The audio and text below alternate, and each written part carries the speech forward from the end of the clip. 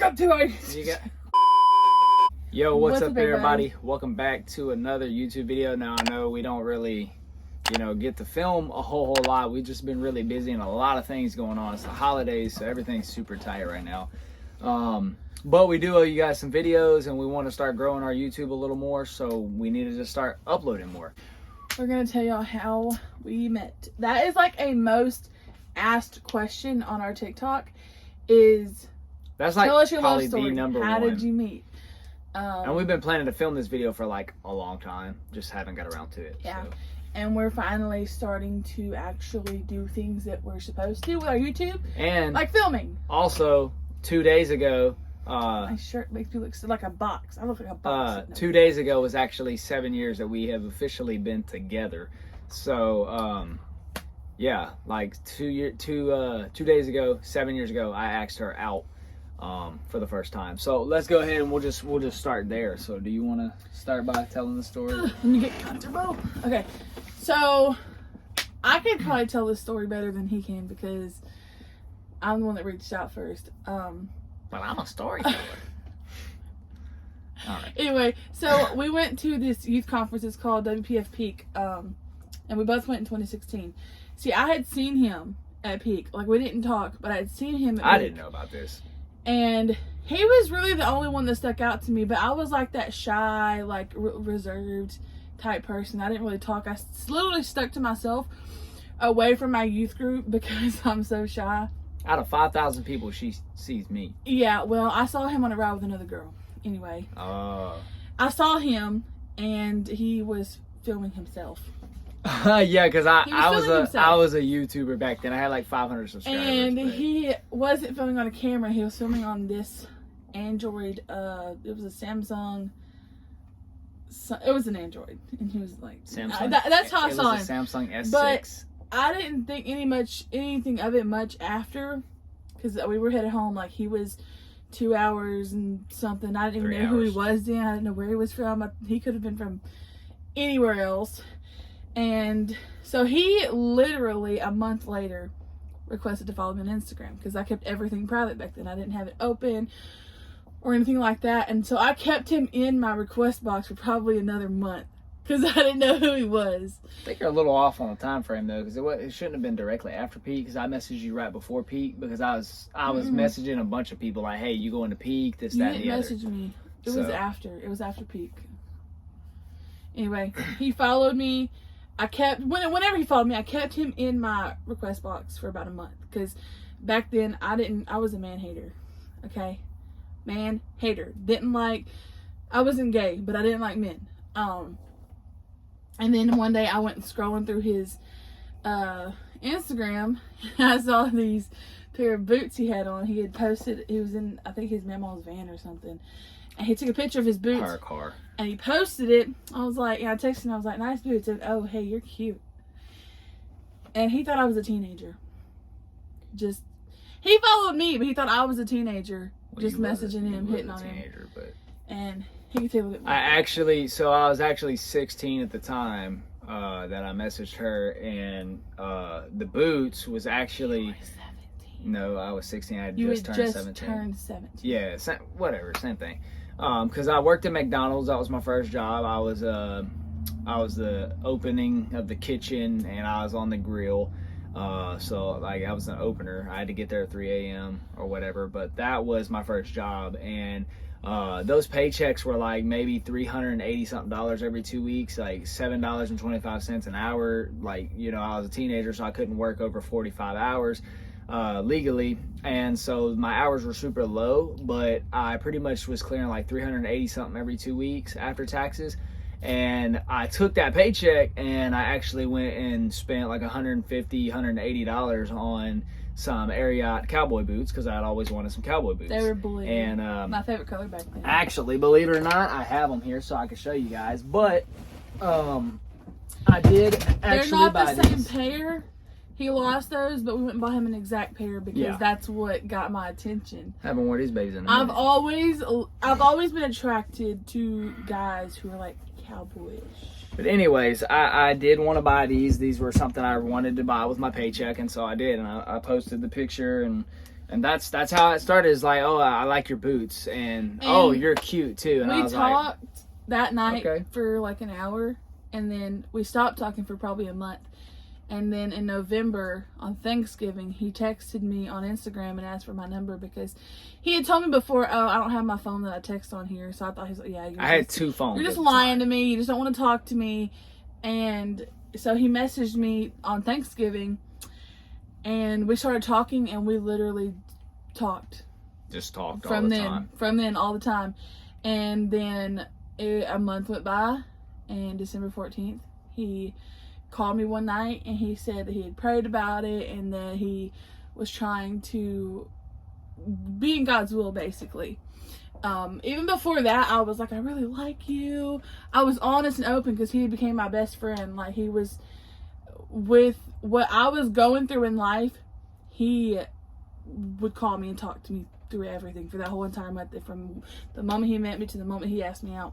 And she didn't know, but I mean, I was going through a lot of stuff too. I was really suicidal at the time because of a lot of things I was going through in my family, and I was kind of like the outcast, and I just kind of didn't feel like I belonged in the family. So I was going through a lot of stuff, and I was kind of in like a little bit of a crossroads. Like, we're Apostolic Pentecostal, so you know, when we leave the church or backslide, essentially, you know, we believe in getting outside of the church and doing sinful things and worldly things. And I was kind of in that slope of like that downhill, like almost backsliding. And it's kind of like I was when I met her, like, yeah, I was hurting. I was going through a lot in my life. Well, anyways, when I had met her, everything kind of come back together. But maybe fast forward by a couple months, really not too long at all, because we was talking for like not that long. You can't skip the most important part. No, I'm not talking about the what are you trying to talk about? When he asked me out on December 14th, we've been together 7 years now, the other day, and not even 2 weeks later, right after Christmas, I came down here and got him because his family wouldn't bring him to come to Texas, obviously, coming to meet a strange girl that he's never met in real person. So I came and got him, and he stayed with me for 2 weeks, and then he texted his mom. He's like, I want to stay another week. And then it turned into another week, and then he was like, I don't want to go home. And so he stayed with me. And I was 17 at the time, and you're actually like legally able to move out at 17 Louisiana or whatever. So I was like, and it's like that in Texas too. And my mom really didn't care. She already knew I was like growing up and kind of going on my own path anyway. She didn't expect that to be my path. She didn't care? She didn't expect that to be my path, obviously, but I did tell her that, look, I'm not going to live here forever, you know, whatever. When I'm 17, I'm out of here. And I didn't expect it to go this direction, but however, I'm obviously glad that it did. She picked me up. I stayed there with her and her family. I had my own separate room, you know, because that was kind of our situation at the time. But I stayed there, and I wound up living there a couple years with them in Texas, and we just kind of progressed through there. And let's see, what do you think is the February 18th? February 18th, yep. At my little nephew's birthday party, we were at a skating rink, and they had all these strobing lights, and it was like a dance floor / skating rink, because they use it for both those things but different times. And he had the DJ there put on our song, which is Then by Brad Paisley. We always sang that song to each other. We just loved it. And then he made everybody left the skating rink floor for some reason. I found that odd. I don't even know why. I was like, they did. No, I didn't nobody else was there. Well, yeah, but there was a few people our family had reserved it for that day, so our family was the only one there. Well, my family was a bunch. And so he grabbed my hand, and I thought he was trying to make me go skate with him or something. I don't skate. I've never learned how to skate. But he didn't. He took me to the floor, and he was dancing with me to that song, and I was bawling like a baby, and then he proposed to me there in front of everybody. And don't worry, he had permission to propose to me at that party, so it's not like we were party crashing. Yeah. But I already, just like I had prayed about, you know, being with her, because we believe in praying about everything, every big decision, anything, you know, prayer works, and God will lead you and guide you. If you want to be in his will, you got to do everything that he wants you to do. So I had already prayed about it. You know, I knew I wanted to marry her. And I was like, you know, if God said that it's meant for us to be together, then what is stopping us from getting married and starting our life? And we were young. We didn't know what we was doing by any means. I was 17. She was 17. No one believed in us. Well, my family... Ignore the train coming. Never really was against us, per se. I don't think that they liked the fact that he created a better life for me, because I was in poverty, literally. You can ask him. Really bad. It was really bad poverty. And I lived with them in that poverty for like a couple years. And I just came from a really toxic atmosphere. But they weren't really against us being married. I think they wanted it so that they could get rid of me, honestly. But, yeah, we didn't have many people that was for us. No, my family surely wasn't for us. And I tried to get my mom's permission for the longest time. Like, hey, look, I want to marry her. Well, no, you're not marrying her. You're too young. This is a stupid decision, blah, blah, blah, blah. Well, she said, you're fixing to turn 18 in a couple days, so you do whatever you want. I can't control you then, but I'm not going to give you the permission to do it. So I hate to say that, but that's 5 days later we got married. That's kind of how it went, you know? We got our marriage license on his 18th birthday, and we got married 5 days later. June 3rd, 2017 is the day that we got married. We've been married for over 6 years now, and together 7 years, so... Yeah, I mean, they're not as against it anymore. But that's literally our love story. There's so many more things that go into it, like, but that is kind of the key points. We're that's not kind gonna of the put key dates. all the drama and stuff in it, you know, because that's just. But that's pretty much. We met, like we said, we met on Instagram. We didn't talk for that. We probably talked for a couple months, and then got together. And our talking was off and on though until November. When I proposed, we was engaged for about 7 months, so that was kind of about the time it took us to save up and get everything prepped for the wedding and stuff like that. And I remember we literally had a calendar. We had some raggedy calendar too on the wall. No. Okay, so this is what we did. I remember specifically what we did. We had a blue tablecloth. It was one of the plastic ones. And what we did... Oh, my God. I had my bedroom.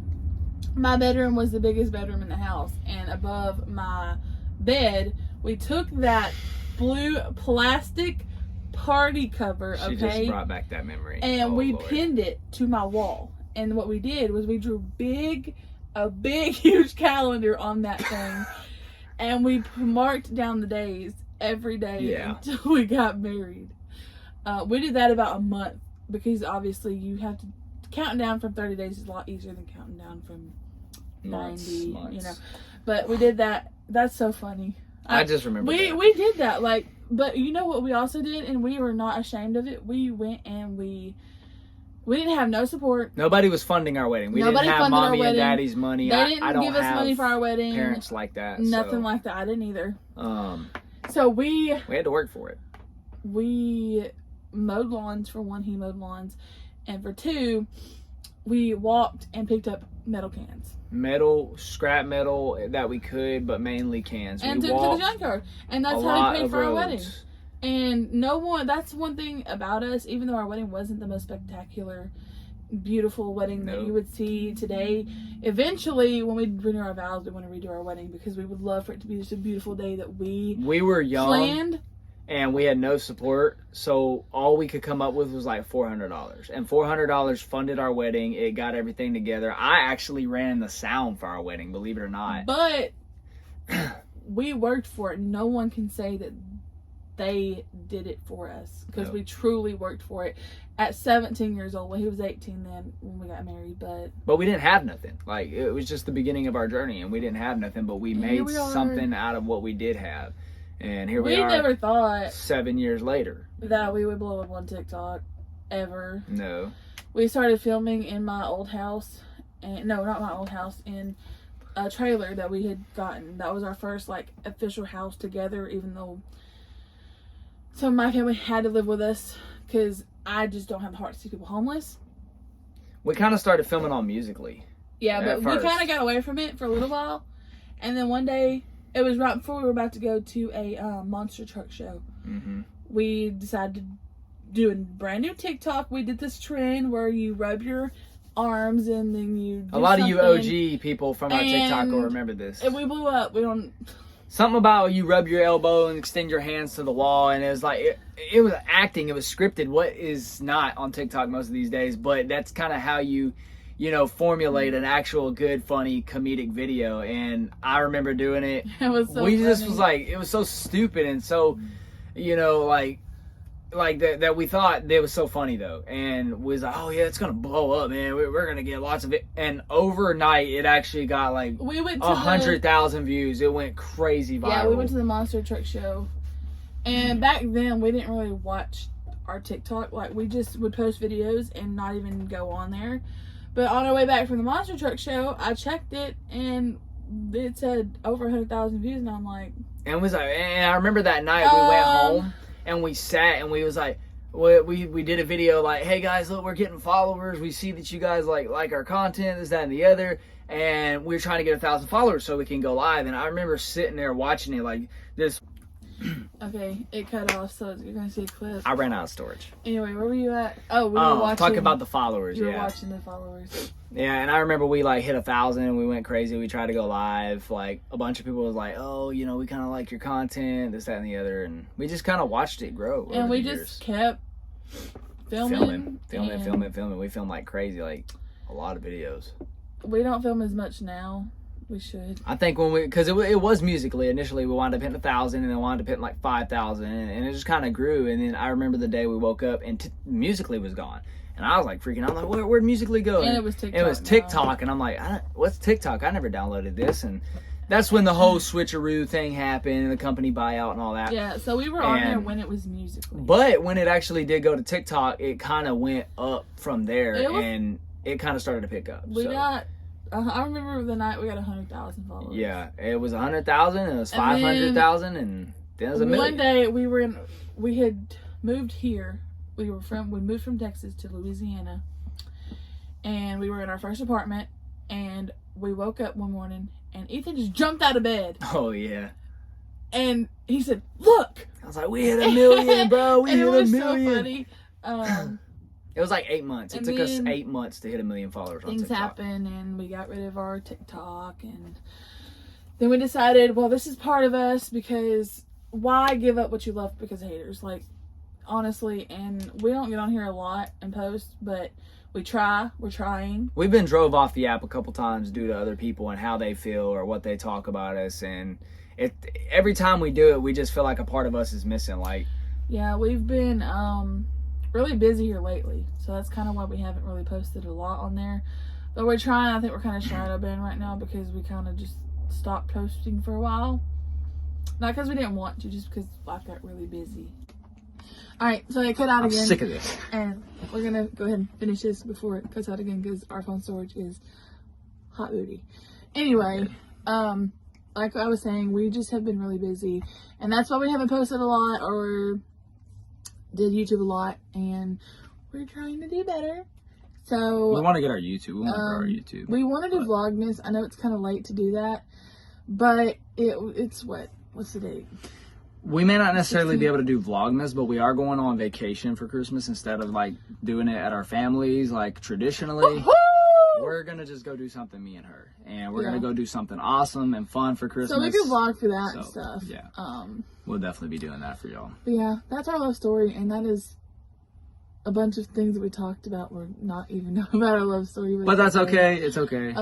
So we're going to cut it short because my phone will run out of storage eventually too, and then it's just going to keep cutting off. We was going to film another video for you guys today, but it's almost time for us to go live again on TikTok and do our Christmas gift card giveaway that we've been doing, and then we may film a video later tonight or maybe tomorrow, but we do need to do a camper life update for y'all. We was supposed to do a 1 month in, but things got busy, and then our renovation got paused. But anyways, if you did enjoy the video, anyway, make sure to slap a like on it, subscribe to our channel if you're new. Let's get this channel to like 15,000 subscribers. We would greatly appreciate it. 100,000? Let's go big.